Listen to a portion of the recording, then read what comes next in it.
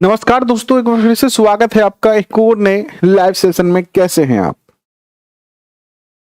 मनोविज्ञान का सेशन है ये। और वैसे पहले ये एवरीडे 12 बजे होता था, लेकिन पिछले लगभग 29 तारीख के बाद लगभग 3 से 4 दिन हो गए हैं और ये सेशन हम नहीं कर पाए थे। शेड्यूल किया जाता था लेकिन टाइम पर ये सेशन नहीं हो पा रहा था, इसीलिए हमने इसका समय परिवर्तित किया और अब इसको हम एवरीडे जो है वो शाम को 4 बजे जो है डिस्कस करने वाले हैं।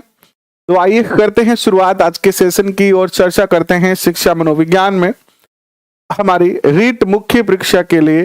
रीट मुख्य परीक्षा L1 और रीट मुख्य परीक्षा L2 दोनों के लिए प्लस ग्रेड सेकंड का भी सेम टू सेम है। तो बुद्धि टॉपिक हम डिस्कस कर रहे थे और जहां से लास्ट सेशन में हमने छोड़ा था वहीं से आगे जो है शुरुआत करते हैं। तो सरिता जी स्वागत आपका, मनीषा जी, राजेश चौधरी जी कैसे हैं आप, सुरेंद्र सिंह जी सिसोदिया कैसे हैं आप, बहुत बहुत स्वागत अभिनंदन आपका। और बाकी भी इस सेशन को देखने वाले हमारे परिवार के सभी ऑनलाइन और ऑफलाइन सदस्यों का भी बहुत बहुत स्वागत और अभिनंदन है। तो बिना ज्यादा बातें किए इस टॉपिक को कंप्लीट करते हैं, क्योंकि ये टॉपिक पिछले 5 दिनों से अटका पड़ा हुआ है और इतना ज्यादा अटक गया कि ये टॉपिक क्लास हो ही नहीं पा रही थी। तो आज इस सेशन को करके इस टॉपिक को कंप्लीट अपन करेंगे, कोई भी बीच में अपन चर्चा जो है वो नहीं करेंगे। क्यों? सही है ना उमाराम जी, मुनीम कुमार मीना जी, ईश्वरलाल मीना जी कैसे हैं आप सभी, बहुत बहुत स्वागत। लास्ट सेशन में हमने कितना देखा था? लास्ट सेशन में हमने जो है वो बुद्धि के प्रकार पर आके छोड़ा था, है ना, और हमने चर्चा की कि बुद्धि के प्रकार को हम जो है नेक्स्ट सेशन में पढ़ेंगे। तो आज हम यहीं से शुरू करेंगे, बुद्धि के प्रकार से आज हम जो है शुरू करेंगे कि बुद्धि के कौन कौन से जो है वो प्रकार होते हैं। अगर आपने लास्ट सेशन नहीं देखा है तो बिल्कुल आप जाके हमारी प्लेलिस्ट में देख सकते हैं। और आइए करते हैं शुरुआत बुद्धि की। बुद्धि के प्रकार कौन कौन से होते हैं? देखिए, जनरली बुद्धि के प्रकार जो है वो थार्नडाइक ने और गैरिट, इन 2 मनोवैज्ञानिकों ने बताए। तो इन्होंने इसमें सबसे पहले बात करते हैं थार्नडाइक व गैरिट की। तो इन्होंने कहा कि बुद्धि 3 प्रकार की होती है। पहली होती है मूर्त बुद्धि, जिसे गामक बुद्धि भी कहते हैं। दूसरी होती है अमूर्त बुद्धि और तीसरी होती है सामाजिक बुद्धि। मूर्त बुद्धि अर्थात ऐसी बुद्धि जिसमें प्रत्यक्ष चीजों पर कार्य किया जाता है या सामने पड़ी हुई वस्तु का अध्ययन किया जाता है, या इसको एक तरीके से हम यांत्रिक बुद्धि भी कह सकते हैं। अमूर्त बुद्धि वह होती है जिसमें कल्पना ज्यादा होती है, सोचने का कार्य ज्यादा होता है, काल्पनिक चीजों पे चर्चा होती है। और तीसरी है सामाजिक बुद्धि, जिसमें आइए चर्चा करते हैं सामाजिक और इन तीनों बुद्धियों के बारे में विस्तार से। मूर्त बुद्धि या गामक बुद्धि कौन सी होती है? इस बुद्धि का संबंध यंत्र या मशीनों से होता है, इसलिए इसे यांत्रिक बुद्धि भी कहा जाता है। क्वेश्चन पूछा जाएगा, किस बुद्धि को यांत्रिक बुद्धि कहा जाता है? किस बुद्धि को यांत्रिक बुद्धि भी कहा जाता है? तो मूर्त बुद्धि को ही यांत्रिक बुद्धि कहा जाता है, या गामक बुद्धि को ही यांत्रिक बुद्धि जो है वो कहा जाता है। इसके बाद इसमें कौन कौन से लोग आते हैं? गामक बुद्धि या मूर्त बुद्धि में कारीगर जितने भी है, मैकेनिक है, इंजीनियर है, औद्योगिक कार्यकर्ता है, इन सब में मूर्त बुद्धि होती है ना।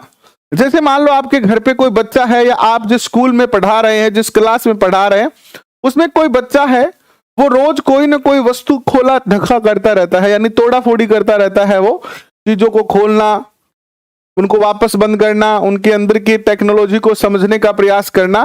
तो आप उसको क्या कहोगे? बेटा मन लग गया, बड़ो होगे तो कोई इंजीनियर बनेगा नहीं। आज वन लाइनर क्वेश्चन नहीं हुए, कोई ना कोई क्लास रही जाती है, आज वन लाइनर क्वेश्चन नहीं हो पाए थे। दूसरी है अमूर्त बुद्धि, वह बुद्धि जो पुस्तकीय ज्ञान से संबंधित हो, जो काल्पनिक या पुस्तकीय ज्ञान से या कल्पना पर आधारित जो चीजों पर क्या करता हो, कार्य करता हो। कौन सी बुद्धि कहलाता है? अमूर्त बुद्धि कहलाती है। जैसे लेखक कहते हैं, जहां न पहुंचे रवि वहां पहुंचे कवि, यानी कवि जो है वो घर पर बैठा बैठा या किसी एक स्थान पर बैठा बैठा काल्पनिक रूप से जो है वो कहीं पर भी पहुंच सकता है या किसी भी बारे में लिख सकता है।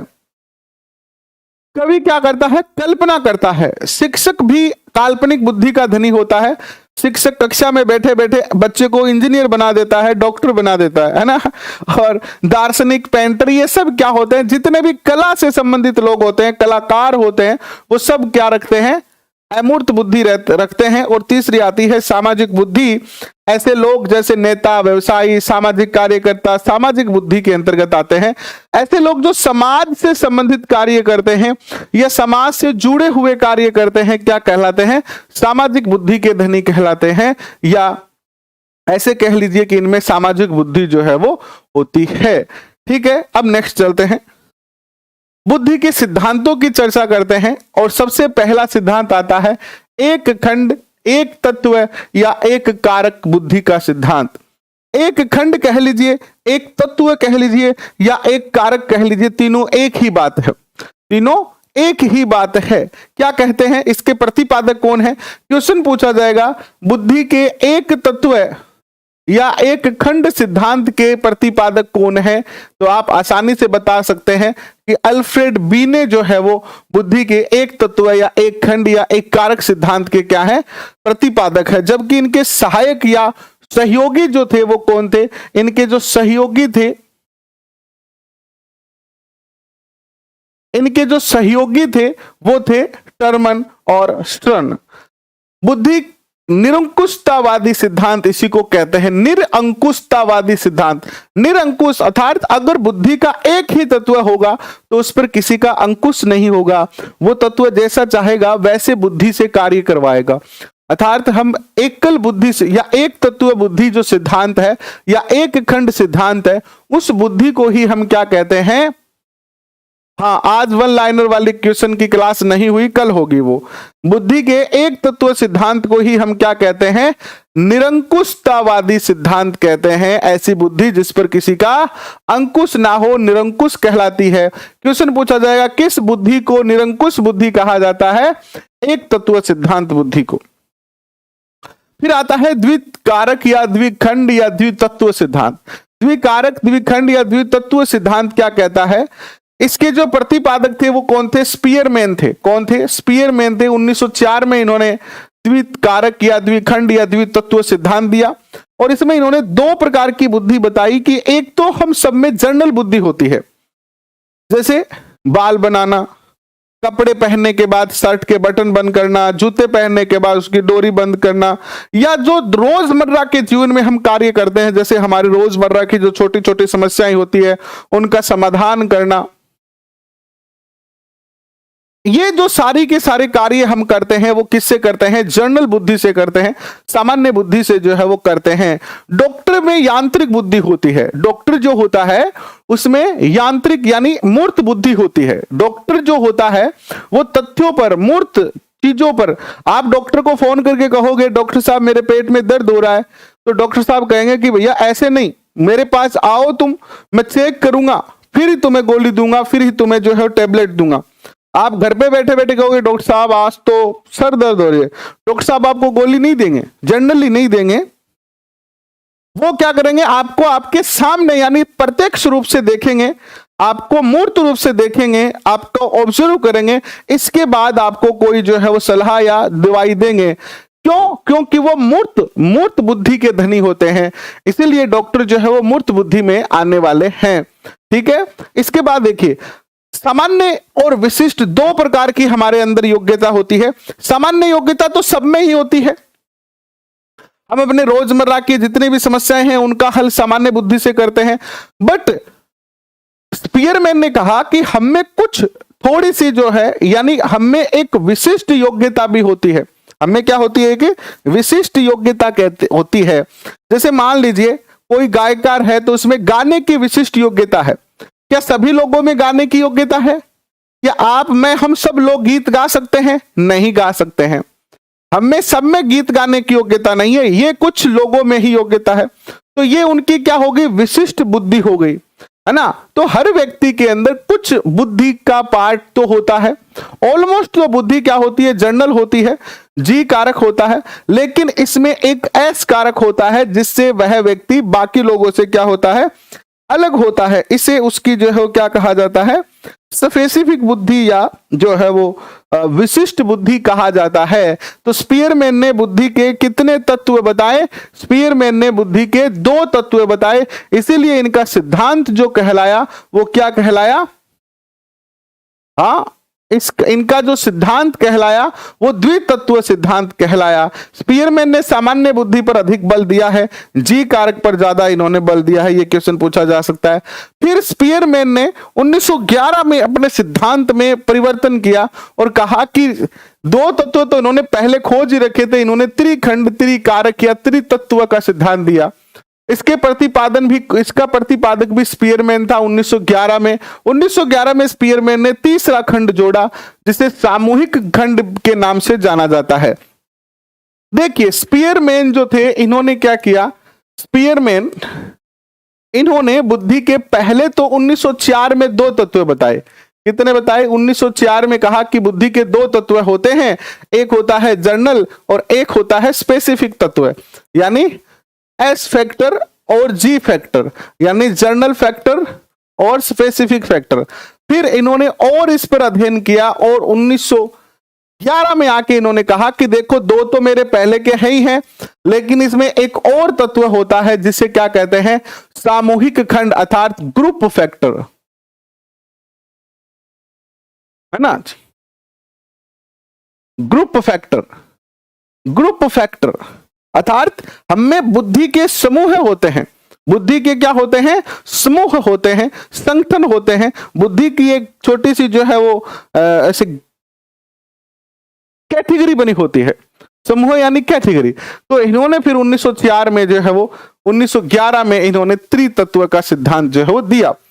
ठीक है, समझ में आया? अब देखिए बहुकारक तत्व का सिद्धांत या बहुकारक का सिद्धांत, बुद्धि का बहुकारक सिद्धांत किसने दिया? बहुत बार ये क्वेश्चन पूछा गया है, ये क्वेश्चन आपको याद रखना पड़ेगा। ये क्वेश्चन आपको क्या रखना पड़ेगा? याद रखना पड़ेगा कि बुद्धि का बहुकारक सिद्धांत किसने दिया है, क्योंकि ये मोस्ट है। थार्नडाइक ने बहुकारक सिद्धांत दिया और इन्होंने 6 कारक बताए कि बुद्धि के 6 कारक होते हैं, जिसमें आंकिक योग्यता होती है, शाब्दिक योग्यता होती है, दिशा की योग्यता होती है, तर्क करने की योग्यता होती है, स्मृति की योग्यता होती है और भाषण की योग्यता होती है। ये वो 6 तत्व हैं जो सब में पाए जाते हैं और यही बहुकारक का सिद्धांत कहलाया। लेकिन थार्नडाइक ने यह नहीं कहा था कि केवल 6 तत्व होते हैं, इन्होंने 6 तत्व तो मुख्य रूप से बताए और उन्होंने कहा कि बुद्धि के अनेक तत्व होते हैं, बहुत सारे तत्व होते हैं। जिस प्रकार बालू के रेत के टीले में कितने बालू के कण हैं हम पता नहीं लगा सकते। आपने जी धोरा हुआ नहीं, धोरा, ये धोरा है, धोरा का मायने माटी के मायने कितना रेत का कण है। मान लो थे कोई धोरे पर चल जाओ और 2 मुट्ठी रेत ले लो और फिर कण गिन सको गए, यहाँ 1 2 3 4 नहीं गिन पाओगे। तो यही बात कही कि बहुकारक अर्थात बुद्धि के बहुत सारे कारक हैं, इन सब को गिनना संभव नहीं है, ये 6 मुख्य हैं। और इसीलिए इन्होंने कहा, इन्होंने बुद्धि के इस सिद्धांत की तुलना बालू के टीले से की। क्वेश्चन पूछा जाएगा किस सिद्धांत की तुलना बालू के टीले से की गई, या फिर परमाणुवादी सिद्धांत भी इसको जो है कहा गया। क्या कहा गया? परमाणुवादी सिद्धांत भी इसको जो है वो कहा गया, परमाणुवादी सिद्धांत। आ रहा है समझ में आपको? पवन कैसे हैं आप? पवन बन्ना, कुंवर नरोत्तम सिंह,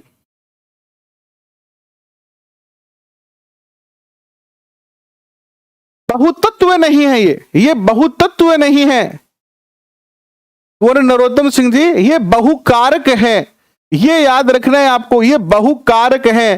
पेपर में यही कंफ्यूजन होगी आपको कि बहुतत्व थार्नडाइक ने दिया था या बहुकारक दिया था। थार्नडाइक ने बहुकारक दिया, बहुकारक यानी बहुत सारे कारक, बुद्धि के बहुत सारे कारक। बहुतत्व भी पढ़ेंगे आगे, देखो अभी पढ़ते हैं समूह कारक का सिद्धांत, यानी समूह यानी बुद्धि समूह में होती है। ये थ्रस्टन ने सिद्धांत दिया था 1938 में, पुस्तक लिखी थी इन्होंने प्राथमिक मानसिक योग्यता, और इन्होंने कहा कि 13 समूह होते हैं बुद्धि के। थ्रस्टन ने क्या कहा? बुद्धि के 13 समूह होते हैं, बट इसमें से 7 जो समूह होते हैं वो क्या होते हैं? मुख्य होते हैं। 7 समूह क्या होते हैं? मुख्य होते हैं। इनमें प्रधान समूह कौन से हो गए?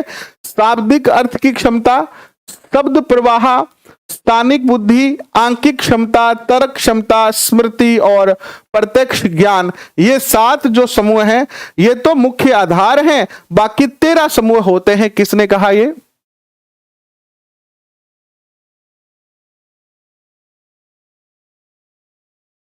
ये कहा थ्रस्टन ने। किसने? थ्रस्टन ने कहा। ठीक है, इसके बाद देखिए त्रिआयामी या त्रिवियमी, त्रिआयामी या त्रिवियमी। देखो एक तो हमने त्रितत्व सिद्धांत पढ़ा, त्रिकारक, त्रितत्व और त्रिखंड याद रहेगा आपको? किसने दिया था? स्पीयरमैन ने दिया था। त्रिआयामी अगर पूछा जाए, त्रिआयामी अगर पूछा जाए तो त्रिआयामी सिद्धांत दिया था गिलफोर्ड ने। यहां पर बहुत सारी कंफ्यूजन हो जाती है बच्चों के। त्रिआयामी अगर पूछे तो गिलफोर्ड ने दिया था 1967 में, सोवियत संघ के थे ये। और इन्होंने कहा कि संक्रिया या प्रक्रिया, विषय वस्तु, संक्रिया प्रक्रिया, विषय वस्तु, उत्पादन परिणाम, ये 3 जो है वो बुद्धि के मुख्य तत्व होते हैं। ठीक है, इन्हीं पर जो है वो बुद्धि घिरी होती है, इन्हीं पर बुद्धि जो है वो बेस्ट होती है। इसके बाद देखिए पहला तत्व देखिए संक्रिया या प्रक्रिया। संक्रिया या प्रक्रिया में मूल्यांकन आता है, अभिसारी चिंतन, अपसारी चिंतन, स्मृति का संज्ञान आता है। विषय वस्तु में विषय वस्तु आती है, सूचना, आकारात्मक, सांकेतिक, शाब्दिक या व्यवहार परक। और उत्पादन या परिणाम में इकाई, वर्ग, संबंध, पद्धतियां और रूपांतरण आते हैं। गिलफोर्ड ने मौलिक रूप से 120 कारक बताए। यानी शुरुआती तौर पे तो इन्होंने बुद्धि के 120 कारक बताए और बाद में ये जो है अभी वर्तमान में कितने हैं? 180 कारक है। याद रखना, क्वेश्चन पूछा जाएगा गिलफोर्ड ने बुद्धि के कितने कारक बताए, वर्तमान में कितने कारक हैं? 180 है। और इन सिद्धांत को बुद्धि की संरचना का सिद्धांत भी कहा जाता है। गिलफोर्ड के त्रिआयामी सिद्धांत को और अन्य किस नाम से जाना जाता है? गिलफोर्ड के त्रिआयामी सिद्धांत को अन्य किस नाम से जाना जाता है? तो इसे जाना जाता है बुद्धि की संरचना का सिद्धांत।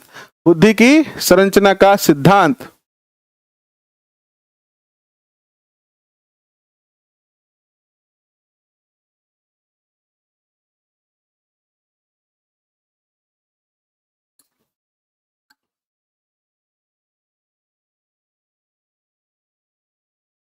हाँ, पहले 120, फिर 150 और वर्तमान में आपसे पूछा जाएगा 180 है। ठीक है, नेक्स्ट देखिएगा मात्रा का सिद्धांत। कौन सा सिद्धांत है? मात्रा का सिद्धांत। इसके प्रतिपादक थे थार्नडाइक। बुद्धि की मात्रा का सिद्धांत किसने दिया? थार्नडाइक ने। प्रतिमान या प्रतिदर्श का सिद्धांत, प्रतिमान, प्रतिदर्श या सैंपल का सिद्धांत किसने दिया? सैंपल का सिद्धांत दिया थॉमसन ने। पदानुक्रमिक महत्व का सिद्धांत किसने दिया? पदानुक्रमिक महत्व का सिद्धांत दिया सिरिल बर्ट ने और इनके सहयोगी थे वर्मन। इस सिद्धांत में सामान्य योग्यता सबसे ऊपर होती है और विशिष्ट योग्यता सबसे नीचे होती है। पदानुक्रमिक महत्व यानी आपकी जो विशिष्ट योग्यताएं हैं, स्पेसिफिक योग्यताएं हैं, एस फैक्टर वाली जो योग्यताएं हैं वो सबसे नीचे आएगी और जो जनरल योग्यताएं हैं वो सबसे ऊपर आएगी। तो इसके साथ आप ऐसे बना सकते हैं, ऐसे कि जनरल योग्यता, जनरल फैक्टर ऊपर आएगा और स्पेसिफिक फैक्टर जो है वो नीचे आएगा। हमेशा याद रखना ये, ठीक है, क्योंकि यहां से क्वेश्चन पूछा जा सकता है। तरल व ठोस बुद्धि का सिद्धांत या धारा प्रवाह का सिद्धांत दिया था कैटल ने। क ख ए बी अ ब का सिद्धांत दिया था बुद्धि का। क ख ए बी अ ब का सिद्धांत हेब ने दिया था। फिर आता है बहुबुद्धि का सिद्धांत या आप जो कह रहे थे ना अभी कि बहुतत्व का सिद्धांत दिया था, तो बहुतत्व के स्थान पर आप नोट करें बहुबुद्धि का सिद्धांत, है ना, बहुबुद्धि का सिद्धांत। बहुबुद्धि का जो सिद्धांत है वो किसने दिया था? बहुकारक का सिद्धांत तो दिया था किसने?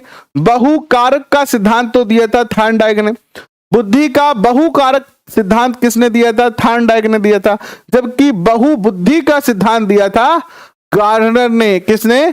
गार्डनर ने दिया था। और इन्होंने 7 प्रकार के जो है वो बुद्धि बताई, जैसे लेखक की बुद्धि, तार्किक बुद्धि, सर्वेक्षक बुद्धि, संगीतज्ञ बुद्धि, शल्य चिकित्सक बुद्धि, योगी बुद्धि, व्यक्तिगत बुद्धि। ये 7 प्रकार की बुद्धि बताई। जैसे मान लीजिए लेखक की बुद्धि में शाब्दिक और भाषात्मक जो है वो भाषणात्मक और शाब्दिक बुद्धि ज्यादा होगी, तार्किक बुद्धि में तर्क करने की क्षमता ज्यादा होगी, सर्वेक्षक बुद्धि में स्थानिक बुद्धि होगी, संगीतज्ञ की बुद्धि में संगीत बुद्धि होगी, शल्य चिकित्सक यानी शारीरिक गति यानी डॉक्टर में होगी ये बुद्धि, योगी में व्यक्तिगत आत्मन की बुद्धि होगी, और अन्य बुद्धि राजनेता और चिकित्सक वगैरह आ जाते हैं इसमें। इसके बाद देखिए बहुमानसिक योग्यता का सिद्धांत, तो ये दिया था कैली ने, बहुमानसिक योग्यता यानी बहुत सी मानसिक योग्यता, 9 मानसिक योग्यता इन्होंने बताई, ज्यादा महत्वपूर्ण नहीं है, यहां से क्वेश्चन नहीं पूछे जाते हैं। संज्ञानात्मक विकास का सिद्धांत जीन पियाजे ने दिया था। त्रितंत्र का सिद्धांत किसने दिया था? त्रितंत्र, बुद्धि का त्रितंत्र सिद्धांत स्ट्रॉनबर्ग, बुद्धि का त्रितंत्र सिद्धांत किसने? स्ट्रॉनबर्ग।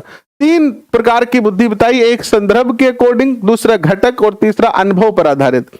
आश्चर्यजनक बुद्धि का सिद्धांत दिया था ब्लूम ने, आश्चर्यजनक बुद्धि का सिद्धांत किसने दिया था? ब्लूम ने दिया था। और थॉर्नडाइक ने बुद्धि का CAVD सिद्धांत दिया था। ठीक है, अब देखिए बुद्धि का मापन कैसे करेंगे।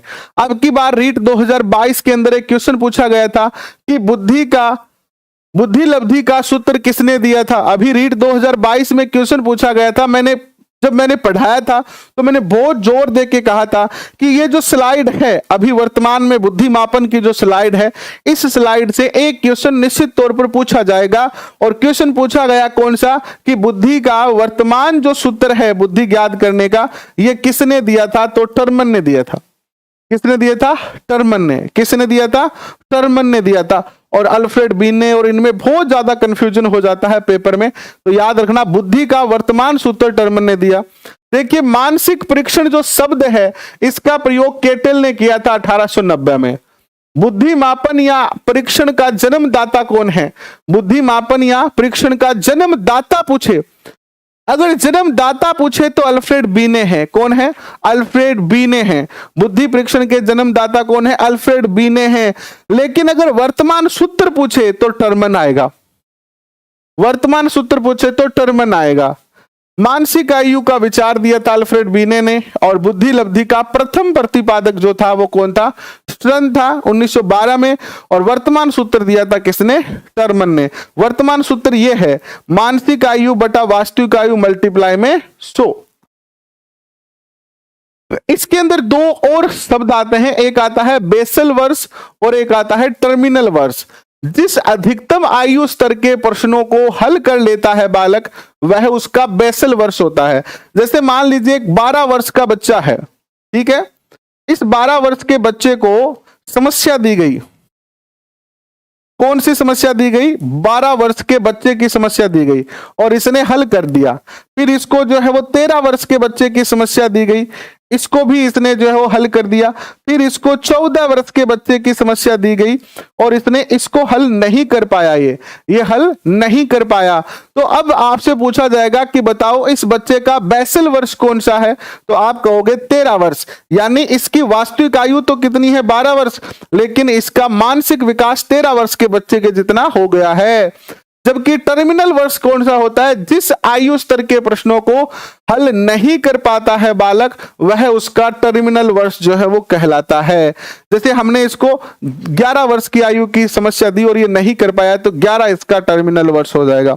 नेक्स्ट देखिए, थोड़ा तेज चल रहा हूं, आज ये यूनिट हमें पूरी करनी है ताकि कल अपन जो है अधिगम वाली यूनिट की शुरुआत कर सकें। ये जो टॉपिक है वो काफी समय से अटका पड़ा है। लगभग 29 तारीख को लास्ट सेशन हुआ था, 29 के बाद 30, 31, 1, 2 यानी 4 दिन से अटका पड़ा है। तो आज इसको पूरा करते हैं।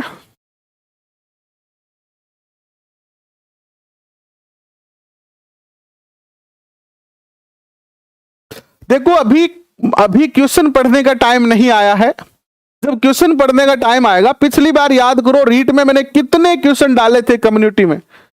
अगर आप मेरे साथ जुड़े हुए हैं तो मैंने पूरे राजस्थान हिस्ट्री के, ज्योग्राफी के एंड पॉलिटी के, आर्ट कल्चर के लगभग जो है वो 7-8 हजार क्वेश्चन अपने कम्युनिटी पे डाले थे और डेली में 50, 60, 100 क्वेश्चन डालता था। अभी तो डिटेल में पढ़ने का समय है। हम नवंबर दिसंबर में क्वेश्चन करेंगे। अभी डिटेल पढ़िए, चीजों को समझिए, उनको गहराई से जानिए। उसके बाद जो है वो आगे जब क्वेश्चन का टाइम आएगा तो क्वेश्चन का ही टाइम आएगा, है ना। खेत जब किसान बोता है तो ऐसे थोड़ी है खेत बो के आया और सुबह जाके वो मतीरिया तोड़ लेगा, ऐसे तो नहीं होता है ना। वो खेत बोता है, फिर 2-3 दिन बाद खेत में 2 पत्तियों का अनाज निकलता है, फिर वो बड़ा होता है, किसान उसकी जो है निराई गुड़ाई करता है, खरपतवार निकालता है और उसको सिंचाई देता है, फिर धीरे धीरे एक समय आता है कि उसके फल भी लगता है। तो आप भी धैर्य रखिए, आपको सारी चीजें मिलेगी। हम पर्सन भी करेंगे, प्रीवियस ईयर क्वेश्चन भी करेंगे, अधीनस्थ बोर्ड के प्रीवियस ईयर क्वेश्चन भी करेंगे, बहुत सारी चीजें करनी है। बट पहले एक बार अपने मन को यह तो संतुष्टि दे कि हमने सिलेबस पूरा कर लिया, हमने सिलेबस पूरा कर लिया। हम पूरा सिलेबस तो करें एक बार ditto line to line syllabus हमें करना है। उसके बाद फिर रिवीजन और क्वेश्चन ही करने हैं और कुछ नहीं करना है, ठीक है। देखो आईक्यू, अगर किसी बच्चे की आईक्यू ज्ञात कैसे करेंगे? आईक्यू ज्ञात करने का सूत्र है यह, मानसिक आयु आईक्यू ज्ञात करने का सूत्र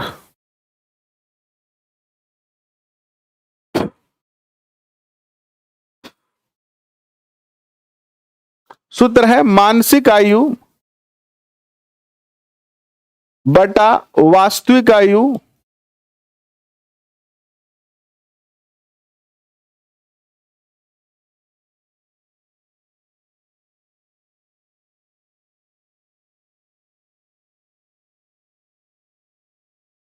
और मल्टीप्लाई में 100।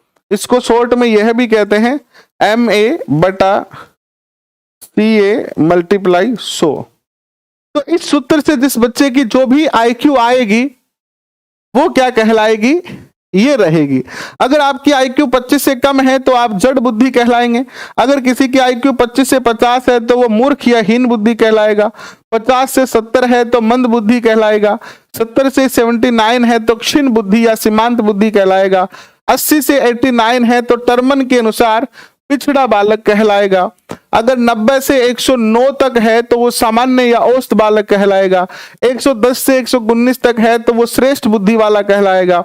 120 से 139 है तो वो अति श्रेष्ठ बुद्धि वाला कहलाएगा। और अगर 140 या इससे अधिक है तो वह प्रतिभाशाली बालक जो है वो कहलाएगा। क्या कहलाएगा? प्रतिभाशाली बालक जो है वो कहलाएगा। क्लास का टाइम 4:30 बजे था क्या? मुझे पता नहीं, मैं तो एक्साइटमेंट में था और मैंने तो पहले शुरू कर दी 4 बजे ही, क्योंकि ये पिछले 4 दिनों से क्लास हुई नहीं थी और मैं सोच रहा था कि आज इस क्लास को करनी है और आज 3 बजे 2:30 बजे वाली क्लास हो नहीं पाई थी। एक्चुअली मैंने सोचा 2 बजे कि 10 मिनट थोड़ा सा आराम करता हूं, तो मैंने क्या किया 20 मिनट का टाइमर लगाया कि 10-20 मिनट आराम करते हैं, 2:30 मिनट तक अपन क्लास करेंगे और 2:20 मिनट तक आराम कर लेते हैं। लेकिन हुआ क्या कि 20 मिनट का आराम करने के चक्कर में नींद लग गई और नींद ऐसी लग गई कि फिर जो है वो 2:35-40 मिनट पर जो है नींद खुली। तो फिर मैंने सोचा अब तो क्लास करने का कोई फायदा नहीं है, तो इसी चक्कर में आज ये क्लास रह गई 2:30 बजे वाली, तो वो अपन क्या करेंगे, कल करेंगे, ठीक है। नेक्स्ट देखिएगा, भारत में सबसे पहले बुद्धि परीक्षण का निर्माण किया था CH राइस ने 1922 में, हिंदुस्तान बिने परफॉर्मेंस पॉइंट स्केल, ठीक है। नेक्स्ट देखिएगा, अब आता है बुद्धि परीक्षण के प्रकार। बुद्धि परीक्षण के प्रकार की बात करते हैं कि बुद्धि परीक्षण के कौन कौन से प्रकार हैं। लेट तो नहीं किए ना, पहले किए हैं 4:30 का कहकर 4 बजे क्लास शुरू कर दिए। गुरुजी थे तो धोखेबाज हो गया।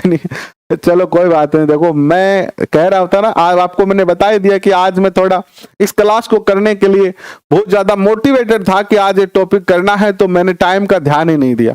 मैंने सोचा 4 बजे का टाइम है और 4 बजे क्लास कर दी शुरू। 4 बजे क्या कर दी, क्लास शुरू कर दी। इसीलिए बच्चों के पास नोटिफिकेशन भी नहीं पहुंचा होगा ना, क्योंकि नोटिफिकेशन तो अब आया है 4:30 बजे। कोई बात नहीं है, चलो आगे बढ़ते हैं। देखिए बुद्धि परीक्षण 4 प्रकार के होते हैं। व्यक्तिगत बुद्धि परीक्षण होता है, सामूहिक बुद्धि परीक्षण होता है, और व्यक्तिगत शाब्दिक बुद्धि परीक्षण होता है, और व्यक्तिगत अशाब्दिक बुद्धि परीक्षण होता है। इस तरीके से 4 भागों में बांट सकते हैं। इसको थोड़ा और विश्लेषित कीजिए। एक होता है व्यक्तिगत बुद्धि परीक्षण और एक होता है सामूहिक बुद्धि परीक्षण। अब व्यक्तिगत शाब्दिक परीक्षण होता है और व्यक्तिगत अशाब्दिक परीक्षण होता है। सामूहिक शाब्दिक परीक्षण होता है और सामूहिक अशाब्दिक परीक्षण होता है। इस प्रकार से इसको आप डिवाइड कर सकते हो।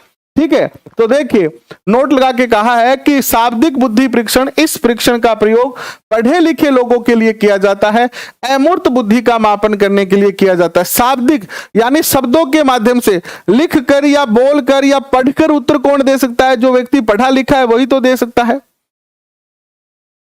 यही तो कर सकता है ना। जो व्यक्ति पढ़ा लिखा है उसके लिए हम शाब्दिक बुद्धि परीक्षण बनाएंगे और जो व्यक्ति अनपढ़ है उसके लिए हम अशाब्दिक या फिर क्रियात्मक बुद्धि परीक्षण का निर्माण करेंगे। इस प्रकार का परीक्षण प्रयोग छोटे बालक, निरक्षर, गूंगे, बहरे बालकों तथा मूर्त बुद्धि वाले बालकों के लिए किया जाता है। क्वेश्चन पूछा जाएगा अनपढ़ व्यक्ति के बुद्धि परीक्षण को कैसे करेंगे? तो हम अशाब्दिक बुद्धि परीक्षण के द्वारा अनपढ़ व्यक्ति के बुद्धि का परीक्षण कर सकते हैं। ठीक है, नेक्स्ट देखिए व्यक्तिगत बुद्धि परीक्षण के प्रकार। व्यक्तिगत बुद्धि परीक्षण में सबसे पहले बात करते हैं व्यक्तिगत शाब्दिक बुद्धि परीक्षण। व्यक्तिगत शाब्दिक बुद्धि परीक्षण यानी एक एक व्यक्ति का बुद्धि परीक्षण करेंगे जो पढ़े लिखे हैं, क्योंकि शाब्दिक बुद्धि परीक्षण पढ़े लिखे लोगों का ही किया जाता है। तो व्यक्तिगत शाब्दिक परीक्षण, इसमें सबसे पहला परीक्षण आता है बीने साइमन बुद्धि परीक्षण। कौन सा आता है? बीने साइमन बुद्धि परीक्षण। इसके प्रतिपादक कौन थे? नाम से पता चल गया, अल्फ्रेड बीने थे और 1905 में इन्होंने इसको प्रतिपादित किया था। 3 से लेकर और 15 वर्ष के बच्चों के लिए उपयोगी होता है ये बुद्धि परीक्षण 3 से लेकर और 15 वर्ष के बच्चों के लिए क्या होता है? उपयोगी होता है। क्वेश्चन आएगा कि 3 वर्ष से लेकर 15 वर्ष के बच्चे के लिए कौन सा व्यक्तिगत शाब्दिक बुद्धि परीक्षण उपयुक्त रहेगा? कौन सा व्यक्तिगत शाब्दिक बुद्धि परीक्षण जो है वो उपयुक्त रहेगा? तो आप बता सकते हैं कि 3 से 15 वर्ष के बच्चे के लिए जो है वो कौन सा रहेगा? बीने साइमन बुद्धि परीक्षण। बीने साइमन बुद्धि परीक्षण। इसमें कितने प्रश्न होते हैं? इसमें 30 प्रश्न होते हैं। क्या होते हैं? 30 प्रश्न होते हैं, याद रखना। बीने साइमन बुद्धि परीक्षण में 30 प्रश्न होते हैं। दूसरा परीक्षण आता है स्टैनफोर्ड बीने परीक्षण। स्टैनफोर्ड बीने परीक्षण, इसके जो प्रतिपादक थे वो कौन थे? टर्मन थे, 1916 में दिया। और ये 2 से लेकर 14 वर्ष के बच्चों के लिए उपयुक्त होता है। और इसमें जो प्रश्नों की संख्या होती है वो बढ़ा दी जाती है, 90 प्रश्न होते हैं इसमें। देखो बीने, बीने बीने क्या है? छोटा नाम है ना, तो 15 क्वेश्चन कितने होंगे? 30 होंगे। और स्टैनफोर्ड बड़ा नाम है, स्टैनफोर्ड बीने। स्टैनफोर्ड बीने, देखो एक तो बीने, बीने छोटा है तो 30% और स्टैनफोर्ड बीने तो 90%। ठीक है, ऐसे याद रख लेना, पेपर में कंफ्यूजन नहीं होगी। इसके बाद देखो व्यक्तिगत क्रियात्मक बुद्धि परीक्षण। ऐसे लोगों का बुद्धि परीक्षण करना जो पढ़े लिखे नहीं है या छोटे बच्चे हैं, उनके लिए हमें कोई ना कोई क्रिया करनी पड़ेगी। यानी ऐसे लोग जिनको जो पढ़े लिखे नहीं है उनकी बुद्धि का पता कैसे लगाओगे? उनको कोई काम दोगे, उनको कोई काम दोगे और वो काम को किस तरीके से करते हैं, कितना जल्दी करते हैं, इस आधार पर आप उनके बुद्धि का परीक्षण जो है वो करोगे, है ना। इसी आधार पर तो होगा बुद्धि का परीक्षण, होगा कि नहीं होगा बताओ। तो इसके लिए भूल भुलैया बुद्धि परीक्षण, इसके प्रतिपादक थे एसडी पोर्टियस। कौन थे? पोर्टियस, एसडी पोर्टियस 1924 में। कोल ब्लॉक डिजाइन परीक्षण, इसमें आपको ऐसे ब्लॉक दे दिए जाते हैं और इनकी डिजाइन बनाने के लिए कहा जाता है और आप में से कितनी कैसी डिजाइन बनती है इसके आधार पर आपका बुद्धि परीक्षण होता है। एससी कोहे ने 1923 में दिया था। पास एलोंग परीक्षण, कौन सा है? पास एलोंग परीक्षण, इसके प्रतिपादक थे अलेक्जेंडर पास। कौन थे इसके प्रतिपादक? अलेक्जेंडर पास थे। कब दिया इन्होंने? 1932 में ये बुद्धि परीक्षण जो है वो दिया था। कब दिया था? 1932 में। फिर आता है घन संरचना परीक्षण। कौन सा आता है? घन रचना परीक्षण, जिसमें देखा जाता है कि बच्चा इस तरीके से घन घनाभ की रचना कर सकता है कि नहीं कर सकता है। तो इस प्रकार के बुद्धि परीक्षण जो है वो आपको देखने को मिलेंगे। फिर आता है मेरिल पास्कल पामलर बुद्धि परीक्षण, मिनीसोटा पूर्व स्केल। इसमें ज्यादा महत्वपूर्ण ये 3 ही है। है ना। चंद्रमोहन भाटिया का कार्य बैटरी परीक्षण 1955 में, और यह निष्पादन परीक्षण था, ठीक है, भारतीय व्यक्तिगत परीक्षण था। फिर आता है सामूहिक बुद्धि परीक्षण। सामूहिक में क्या होता है कि एक पूरे ग्रुप का बुद्धि परीक्षण किया जाता है जिसमें बहुत सारे लोग होते हैं, 30 से ज्यादा नहीं।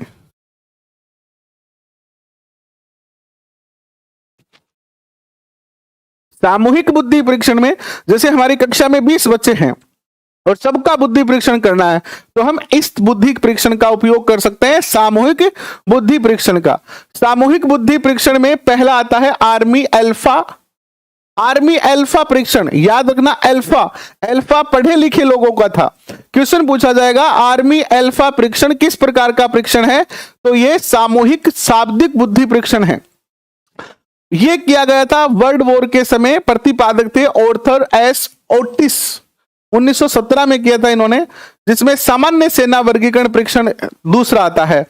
नोट, पहला परीक्षण डॉक्टर जे मेनरी द्वारा सामूहिक शाब्दिक परीक्षण, पहले भारतीय थे ये, और एस एस जलोटा ने 1950 में सामूहिक मानसिक बुद्धि परीक्षण, भारतीय व्यक्ति थे जिन्होंने बनाया था, 6 से 11 वर्ष के बच्चों के लिए, और 100% थे, यानी इन दोनों का भारतीय रूपांतरण किया इन्होंने, ठीक है। इसके बाद देखिए सामूहिक क्रियात्मक बुद्धि परीक्षण, ये इसे आर्मी बीटा परीक्षण कहते हैं। ये भी सेकेंड वर्ल्ड वॉर के समय हुआ था, और इसमें हमें जब अमेरिका को बहुत सारे सैनिक चाहिए थे और उसके पास समय नहीं था पेपर लेने का, तो अनपढ़ लोग जो उनके सेना में आने चाहते थे, कम पढ़े लिखे लोग जो सेना में आना चाहते थे, उनको इसमें जो है वो आर्मी बीटा परीक्षण जो है वो किया। ऑर्थर एस ओटिस थे और 1919 में संस्कृति मुक्त परीक्षण प्रतिपादक थे RB Cattell. Raven progressive matrices परीक्षण, इसके प्रतिपादक थे जेसी रेवन। बस यही पूछा जाता है पेपर में कि जैसे रेवन प्रोग्रेसिव मैट्रिसेस के प्रतिपादक कौन थे, जेसी रेवन, 1938 में। यह सांस्कृतिक मुक्त परीक्षण जो है वो कहा जाता है। इसके बाद आता है मिश्रित बुद्धि परीक्षण। मिश्रित बुद्धि परीक्षण को वैसलर ने जो है प्रतिपादित किया था, और इसके प्रतिपादक थे डेविड वैक्सलर। कौन थे? डेविड वैक्सलर थे 1944 में। फिर 1955 में इन्होंने संशोधन किया, 16 से लेकर 64 वर्ष के व्यक्तियों के लिए था, और 7 इसमें शाब्दिक परीक्षण थे और 7 क्या थे? अशाब्दिक थे। मिश्रित का अर्थ क्या होता है? जो शाब्दिक और अशाब्दिक दोनों प्रकार का होता है। जैसे अगर आप सेना में भर्ती होना चाहते हो, है ना, कोई बच्चा इंडियन आर्मी में जाना चाहता है, इंडियन नेवी में जाना चाहता है, इंडियन एयरफोर्स में जाना चाहता है, तो उसे एक तो क्या देना पड़ता है? पेपर देना पड़ता है। पेपर देना पड़ता है, और पेपर के बाद उसका शारीरिक परीक्षण होता है, जिसमें उसका शारीरिक परीक्षण लिया जाता है। तो ये क्या हो गया? मिश्रित परीक्षण हो गया। जबकि आप अध्यापक बनना चाहते हो, मास्टर बनना चाहते हो, तो केवल आपका क्या होता है? शाब्दिक परीक्षण होता है। आपसे कोई पढ़ा के नहीं दिखवाया जाता है कि चलो तुम क्लास में पढ़ा के दिखाओ, ऐसा तो नहीं होता है। तो ऐसा परीक्षण जो मिश्रित होता है उसमें शाब्दिक और क्रियात्मक दोनों होते हैं। टेंशन हो रही है, टेंशन होना अच्छी बात है। मनोविज्ञान ये कहता है कि टेंशन जरूरी है। किसी कार्य में अगर हमें सफल होना है तो थोड़ी टेंशन होना जरूरी है, क्योंकि टेंशन हमारे दिमाग को प्रेशर देती है, और जब दिमाग में प्रेशर आएगा तो हम उस कार्य को बेहतर तरीके से करेंगे। लेकिन ज्यादा टेंशन ठीक नहीं है। चिंता तो कम ठीक है, ज्यादा अगर चिंता करेंगे तो वो चिता बन जाती है ना। ज्यादा टेंशन लेने की जरूरत नहीं है। किस बात की टेंशन है पहले तो ये लिखो आप, फिर देखेंगे आपकी क्या टेंशन है और उसको मिटाने का प्रयास करेंगे, कम करने का प्रयास करेंगे। 7 जो शाब्दिक थे इसमें, उसमें सूचना से संबंधित, बोध से, अंक से, शब्दावली से संबंधित, अंक गणित से संबंधित, समानता से, अक्षर संख्या परीक्षण, ये थे। यानी 7 जो शाब्दिक परीक्षण थे उसमें इन टॉपिकों से संबंधित क्या थे? परीक्षण थे। जबकि अशाब्दिक जो परीक्षण थे उसमें चित्र पूर्ति, चित्र व्यवस्था, ब्लॉक डिजाइन, वस्तु सज्जीकरण, अंक प्रतीक, भूल भुलैया, संकेत खोज आदि थे। यानी 7 शाब्दिक परीक्षण में तो 7 अलग अलग टॉपिक के टेस्ट हो गए, और 7 अशाब्दिक परीक्षण में क्या हो गए? 7 अलग अलग टॉपिकों पर क्रिया हो गई। ठीक है, नेक्स्ट देखिए। नेक्स्ट आता है शैक्षिक बुद्धि लब्धि ज्ञात करने की। ये 2 सूत्र है जिसमें आप शैक्षिक लब्धि ज्ञात कर सकते हो, EA/CA मल्टीप्लाई 100 करके, और उपलब्धि लब्धि ज्ञात कर सकते हो। ये सूत्र याद कर लेना बस। अब आता है बुद्धि परीक्षणों की उपयोगिता क्या है हमारे लिए। हमारे लिए बुद्धि परीक्षण कैसे उपयोगी है? कैसे बुद्धि परीक्षण जो है वो उपयोगी है हमारे लिए। देखिए, सामान्य बौद्धिक स्तर का आंकलन करने के लिए कि कोई व्यक्ति किस बुद्धि को रखता है, शैक्षिक सफलता का पूर्व अनुमान लगाने के लिए, व्यक्तित्व का मूल्यांकन करने के लिए और कक्षा का वर्गीकरण करने में सहायक होता है ये, और शैक्षिक व्यवसायिक निर्देश देने में भी जो है वो ये सहायक होता है। अगर हमें किसी बालक की बुद्धि का पता होगा तो हम उसके अकॉर्डिंग उसको उचित मार्गदर्शन दे सकते हैं, है ना। नेक्स्ट देखिए, संवेगात्मक बुद्धि, जिस प्रकार आईक्यू होती है वैसे ही इमोशनल जो है वो भी बुद्धि होती है, इमोशनल बुद्धि। कभी कभी आप कहते हो ना कि यार गुरुजी दिल तो यहाँ कहे और दिमाग यहाँ कहे। जैसे एक लड़की है, एक बच्ची है जो हमें फोन करती रहती है अक्सर अपनी समस्या को लेकर, और बहुत सारे बच्चे भी करते रहते हैं अभी जिनका रीट में अटका पड़ा है मामला। बहुत सारे बच्चे ऐसे हैं जो रीट में अटके पड़े हैं, यानी कोई बच्चा तो 1 नंबर ज्यादा लिए हुए हैं, कोई बच्चा 1 नंबर कम लिए हुए हैं।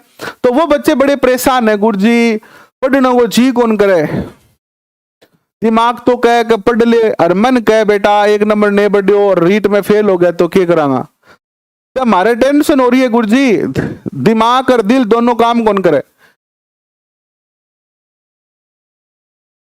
जो रीट में अटके हुए हैं। तो ऐसे आपका बुद्धि तो सीधे तर्क के आधार पर कह देती है, लेकिन आपकी मानसिक बुद्धि फिर उसको अलग तरीके से सोचती है। तो संवेगात्मक बुद्धि शब्द का सबसे पहले प्रयोग किसने किया था? जॉन मेयर ने किया था, अमेरिका के थे। इनके साथ थे पीटर शोल्वी। इन्होंने 1990 में पुस्तक लिखी थी व्हाट इज द EI, अर्थात what is the emotional intelligence. Emotional intelligence क्या है, ठीक है। और संवेगात्मक बुद्धि के प्रतिपादक थे डेनियल गोलमेल, और अमेरिका के थे। 1995 में पुस्तक लिखी थी संवेगात्मक बुद्धि बुद्धि लब्धि से अधिक महत्वपूर्ण क्यों। संवेगात्मक बुद्धि लब्धि से अधिक महत्वपूर्ण क्यों, ठीक है। और संवेगात्मक बुद्धि के तत्व होते हैं, एक तो आत्म जागरूकता, आत्मनियंत्रण, अभिप्रेरणा, सहानुभूति और सामाजिक कौशल। और संवेगात्मक बुद्धि की उपयोगिता क्या है? जीवन में सफलता प्रदान करती है ये। संवेगात्मक बुद्धि आपको इमोशन के साथ जोड़ती है, इमोशन से जोड़ती है। जैसे मन्नत और मास्टर बननो ही है, मैं मेरी मां से वादा करूंगा मास्टर बन के दिखाऊंगा। मैंने अपनी गर्लफ्रेंड से वादा किया है कि अब की बार मास्टर बनूंगा और मास्टर बन के घोड़ी पर बैठ के सहरा बांध के आऊंगा। जब तक मास्टर नहीं बनूंगा तब तक शादी नहीं करूंगा। इमोशन भावात्मक रूप से जोड़ती है चीजों को, और ये जो भावात्मक रूप से जब हम किसी चीज के साथ जुड़ते हैं, जब हम भावात्मक रूप से किसी चीज के साथ जुड़ते हैं तो फिर क्या करते हैं? हम सब कुछ त्याग देते हैं, सब कुछ चीजों को छोड़कर और अपने लक्ष्य के ऊपर जो है वो ध्यान केंद्रित करते हैं। तो ये जो इमोशनल इंटेलिजेंस है, ये हमारी सफलता के लिए बहुत जरूरी है, हमारी सफलता के लिए बहुत जरूरी है। ये जीवन को सुखमय और शांति प्रिय बनाने में सहायक है, ये समायोजन स्थापित करने में सहायक है, ये भविष्यवाणी करने में सहायक है, ये भावनाओं को समझने तथा उसका उचित प्रबंधन करने में सहायक है, मूल्यांकन में सहायक है, और संवेगों की अभिव्यक्ति में भी ये क्या है? सहायक होती है। संवेगात्मक बुद्धि के प्रतिपादक थे, योग्यता आधारित प्रतिमान जॉन मेयर ने दिया था, पीटर शोल्वी साथ थे। गुणात्मक आधारित के भी पिट्राइस ने दिया था, और मिश्रित प्रतिमान दिया था डेनियल गोलमेन ने। तो ये आपका टॉपिक हो गया पूरा बुद्धि का टॉपिक आपका क्या हो गया? पूरा हो गया। अब कल हम अधिगम का टॉपिक शुरू करेंगे। अभी के लिए बस इतना ही। इसकी PDF फाइल आपको अभी अगले 10 मिनट में हमारे टेलीग्राम पे मिल जाएगी। आशा करता हूं कि आपको समझ में आया है, और अगर आपको कहीं पर भी लगे कि कोई चीज नहीं समझ में आई है तो आप कमेंट में लिखिएगा, हम आपको वो टॉपिक दोबारा भी करवा देंगे। क्या करवा देंगे? दोबारा करवा देंगे। अभी मिलेंगे रात को 9 बजे। तब तक के लिए पढ़ते रहे, हंसते